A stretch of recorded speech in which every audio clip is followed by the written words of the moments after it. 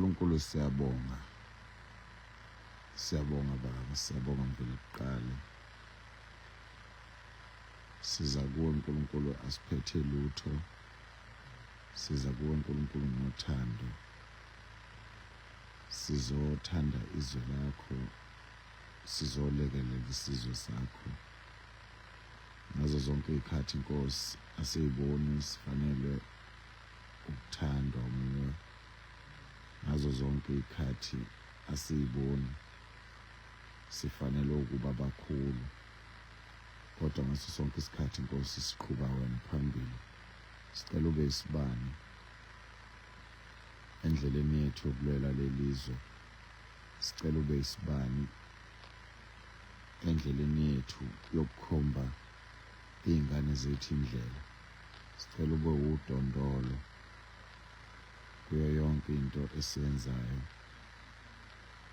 endleleni yethu esihamba yona. Siyazi uNkulunkulu wami baningi abantu abafisayo ukwenza lokhu esikwenzayo. Siyazi ukuthi baningi abantu abathandayo ukuba ingxenye yalokhu esikwenzayo, kodwa abahlala besikhulekela ngaso sonke isikhathi belwela ukuthi la sikhona siphephe. Baningi abantu Nkosi abasebenzisa iy'ngelozi zemindeni yabo nemimoya emihle besikhulekela singekho eduze kwabo esingabazi. Sicela leyo mkhuleko Nkosi ibe yimpumelelo ngaso sonke isikhathi, ngoba akukho ukuphepha nokuvikeleka okungaphezulu kokuvikelwa wuwe. Akukho ukuphepha nokuvikeleka okungaphezulu kokuthi wena Nkosi uvume ukuthi lo msebenzi siwenzayo uphumelele. Asinampi thina Nkosi nabaholi bethu, asibenyanya abaholi bethu, asifisi futhi ukuthi abaholi bethu baphelelwe ngamandla, kodwa sicela ukuthi bekhumbule ukuthi njengoba bekhethiwe, bakhethwe yithi, sibakhethele ukuthi baphathe thina kuphela. Asikaze sibakhetha sithi sifisa besihlanganise nomunye umuntu, sabakhetha sithi sifuna bephathe thina. Manje-ke Nkosi sicela ubaphe amandla ukuthi nasemqondweni nasenhliziyweni zabo kungene ukuthi sifisela lelizwe okuhle. Singaba yihlaya Nkosi kulabo abangakwazi wena, singaba yihlaya Jehova kulabo abangazi ukuthi amandla akho angakanani, singaba yihlaya kulabo abathi mase benezinto bakubone wena ubaluleke kancane, singaba yihlaya kulabo abathi mase befundile beyikhohlwe ukuthi baphila kuwo lo mhlaba odalwe uNkulunkulu. Thina-ke siyazi Nkosi ukuthi yonke into ezokwenzeka la emhlabeni, konke ukuphila kwethu nokuphila kwey'ngane zethu kusezandleni zakho. Lelizwe uNkulunkulu walikhanda walimisa ngamadoda, amadoda yiwona okufanele asukume ngaso sonke isikhathi alwele lelizwe. Amadoda yiwona okufanele asukume ame, avikele iy'ngane, avikele abantekenteke, avikele omama nabantu besifazane bonke jikelele. Yiwona msebenzi wethu njengamadoda loyo. Noma kungaba lula ukuthi umuntu asukume namhlanje asho noma yini afisa ukisho kithi ngomsebenzi siwenzayo, noma ngokuzama ukuqeda thina amandla ngalokho esikwenzayo, kodwa wena Nkulunkulu weseke okuhle lokho esikwenzayo sikwenza phambi kwabantu, sikwenze noma abantu bengaboni, siqhube ubuqotho phambi kwabantu, siqhube ubuqotho nasesithe, ngoba thina sazi wena Nkulunkulu, sazi wena ukuthi ubona ngisho la kusithele khona. Ngakho-ke sethemba kuwe ngazo zonke izikhathi. Siyazi ukuthi lelizwe siyolinqobela ngokuthi sicele kuwe amandla ukuthi sililwele ngempumelelo. Akulula Nkulunkulu wami, kodwa wena nguwe waziyo ukuthi sicela uvikele iy'ngane zethu, sicela uvikele lelizwe, sicela siphe amandla sonke thina silwele lelizwe. uNkulunkulu hlale muhle ngazo zonke izikhathi. uNkulunkulu nguwe wadala umhlaba, lo mhlaba wawufuna ube muhle. Sicela thina ukuvikela uhlale uyilento wena Nkosi owawufisa ukuthi ube yiyo. Siyabonga uNkulunkulu, siyabonga ngekuqala, siyabonga wena owadala inkomo wayenza yadla utshani, kodwa yakhipha ubiso oluhle. Siyazi ukuthi ngawe konke kuphumelela. Sikhulekela wonke umuntu wase-South Africa, abantu ababuthaka nabantu abaphilayo bonke. uNkulunkulu ngegama lakho sicela ukuthi bezizwe benamandla namhlanje. Lelizwe liyolunga ngathi sizinsizwa, lelizwe liyolunga ngani wemadoda. Ningalokuthi nisuke uNkulunkulu noma ngabe kunzima kangakanani, noma ngabe sekubeka iy'mpilo zenu engcupheni. Indoda efela izwe iba ingilozi enhle ey'nganeni zayo. Amen. Sila entabeni bafowethu, silele entabeni, iy'nsizwa nazi igcwele ihlathi la. Bese sizokhuleka sizobonga uNkulunkulu ukuthi sacela umhlaka-30 ukuthi uNkulunkulu asiphe amandla ukuthi kungalimali umuntu, kungabi bungozi nakithi, kungonakala izinto ezweni. Nangempela uNkulunkulu wasiphendula waba nathi ngalelo langa.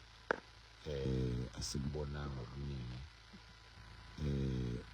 okwakuphazamisa izwe, nabaholi sasibathembisile ukuthi ngeke kube namsindo, nangempela kwaba kanjalo.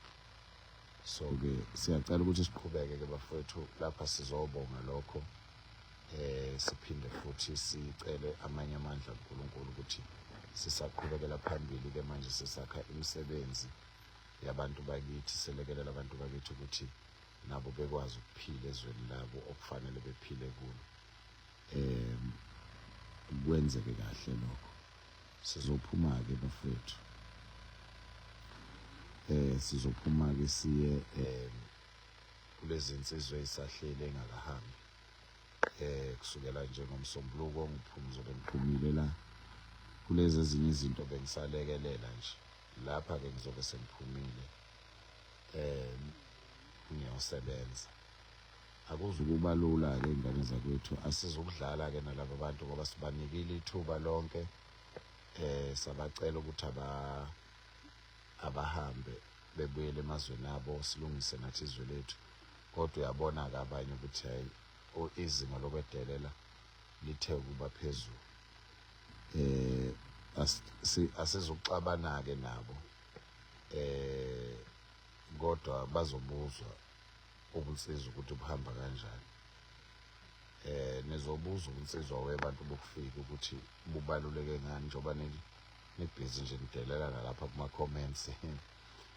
Ngabe nje uhamba uyodelela kwelakini izwe, uzodelela kwelinye izwe. Isibindi nje sokuhamba ulengisa amasende kwelinye izwe uyodelela khona, kufana ngabe udelela ngakini.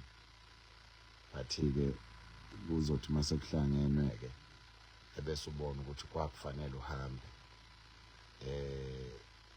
ngalesi sikhathi sithi hamba. Ya vele iy'gebengu-ke ziyaphenduka lapha, iy'gebengu lezi ey'dayisa ama-drugs lapha e-South Africa iphatheke kabi phela. Ni-understand-e nani bantu base-South Africa, manibona amakwerekwere ethuka nibokwazi ukuthi vele phela kubuhlungu ukubona umuntu ekuphazamisa entweni wena ubusuyitshela ukuthi usungqondo kuyona. Nizohamba wena kwerekwere, ngiyantshela wena nizohamba, akunandaba ukuthi wenzani. Ama-South Africans, we are training a lot of South Africans. We are training a lot of men here in our own country and making sure that they are equipped with knowledge of making sure that they protect this country. You are cowards.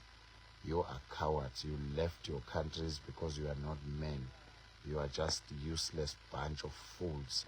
You left your countries and you have a nerve to come and confront South Africans. And you are saying we are lazy, we are crazy, we are stupid. But you are smart and not crazy and not stupid, but you ran away from your country. Why didn't you use that smartness and that intelligence and that intellect in your own country?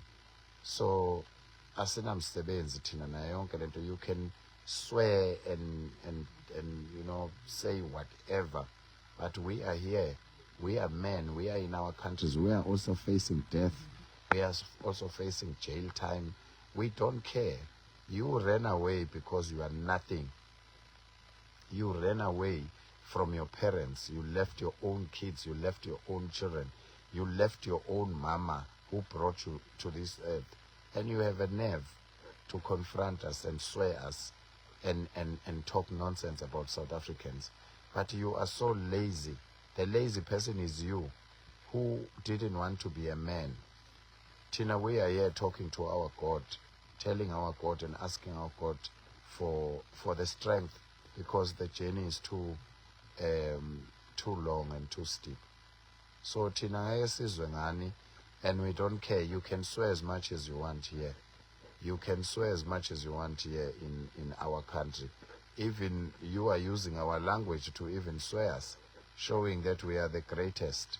So we can't be worried. Nani ma South Africans ninganaki lezi zinja imgodoyi engenamsebenzi lezi zinto lezi zizohamba lezi zinto. And can you imagine having abantu from their countries who come and swear you in your own country? So you must never care about this nonsense, because we are minding our own business.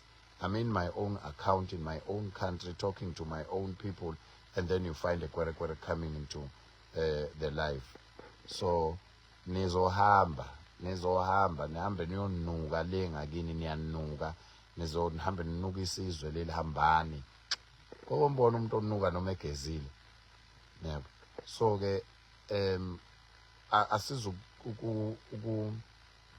ukuba nendaba nje nokuthi baphawula bathini. Nani ke ma South Africans ningabi nendaba yokuthi baphawula bathini laba bantu. Let's just focus on making sure ukuthi this country becomes great. And some kwerekwerezi are saying when uzokufa akekho umuntu ongezukufa, and it'll be a shame as a man to die in another country while you're supposed to die in your own country for the country's cause. Yabo, imgodoyi nje asinidingi nje lapha, sininyanyela khona lokhu ukuthi nizilima, hambe nisabisa abantu ngokufa ngathi khona umuntu ongeza ukufa. Ngisho abafundisi bayafa. Alright, so kusukela ngomsombuluko bafowethu siyaqala nizosebenza, nizobona nani akekho umuntu ongeza ukuthintwa kulelizwe. Wena nsizwa akithi otugada abantu bokufika yeka, security company ogada abantu bokufika yeka. Wena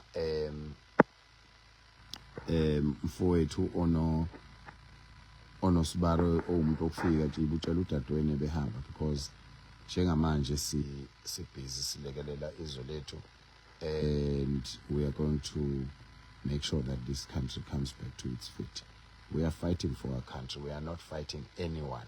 We are fighting for our country. So even those that are commenting and swearing here on social media must go and use that energy in their own countries. Siyabonga bafethu kusile, uNkulunkulu abe nani, uNkulunkulu anivikele, uNkulunkulu aniphumelelise, nihlukane nokuvilapha bafethu, ninganikeza abantu isizathu sokuthi besedelele. Khuthalani, akube khona enikwenzayo. Thengani inkomo, thengani imbuzi, thengani inkukhu, fuya, akube nento ofuna ukuyenza. Nihlukane namakwerekwere, nihlukane nokukhonza amakwerekwere. Useless. Angeke ungitshele nje umuntu onuku anyanisi asuke lenga kuba zonuku anyanisi la eSouth Africa ebese banesibindi sokungena kuma comment alibaletha. Ningabanaki, ningabaphenduli, ningabi nandaba nabo. Bazohamba, abakholwa ukuthi bazohamba, kodwa bazohamba bona nizobona. Dankie, ayizonke ingane.